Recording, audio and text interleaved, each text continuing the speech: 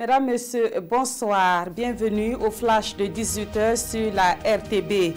Il était attendu, il est arrivé. Le président tchadien Idriss Déby Itno a atterri à l'aéroport international de Ouagadougou cet après-midi. Il a été accueilli par le président du Faso, Roch Marc Christian Kaboré, avec des honneurs dignes de son rang.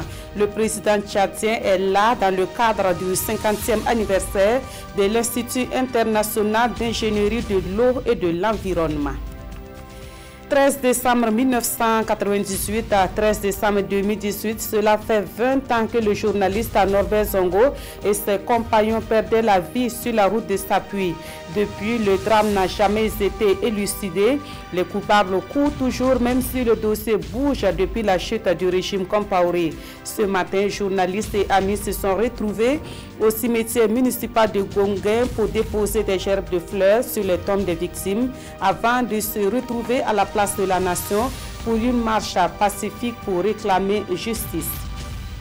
Sous la présidence du Premier ministre, la Chambre de commerce et d'industrie du Burkina a procédé ce matin à l'installation des membres de son conseil des sages. C'est une instance consultative pour la sauvegarde de l'unité des acteurs de l'économie. Sa compétence, connaître des conflits et des tensions dans la communauté des affaires et concilier les positions pour la préservation de la concorde entre les opérateurs économiques burkinabés. Et puis le gouvernement apporte un soutien aux tisseuses du Burkina Faso.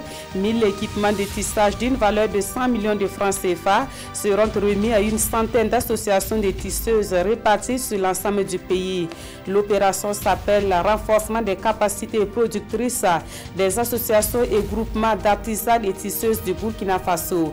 Elle a été lancée hier à Ouagadougou par le ministre du Commerce, de l'Industrie et de l'Artisanat. À Katowice, en Pologne, les ministres de l'Environnement se sont une fois de plus réunis dans le cadre de la COP24. À cette rencontre, le ministre burkinabé en charge de l'environnement a fait une déclaration sur la politique du Burkina Faso en matière de lutte contre le changement climatique. Nestor Bassio-Bassière s'est également entretenu avec son homologue polonais. Et pour terminer, en France, au 3e jour de la fusillade de Strasbourg, son nom et son visage s'affichent désormais partout. La chasse à l'homme se poursuit en vue de retrouver Chérif Chekat, déclaré ennemi numéro 1. Ce jeudi, plus de 700 membres des forces de l'ordre sont à la recherche de l'auteur présumé de l'attentat de Strasbourg qui a fait 3 morts et 13 blessés, dont 5 graves. La France, placée en urgence attentat, retient son souffle à 2 semaines des festivités de Noël. Voilà, on se donne rendez-vous à 20h pour le développement de toutes ces informations. Mais avant, retrouvez Mounira Kéré à 19h pour les autres points de l'actualité sur la RTB.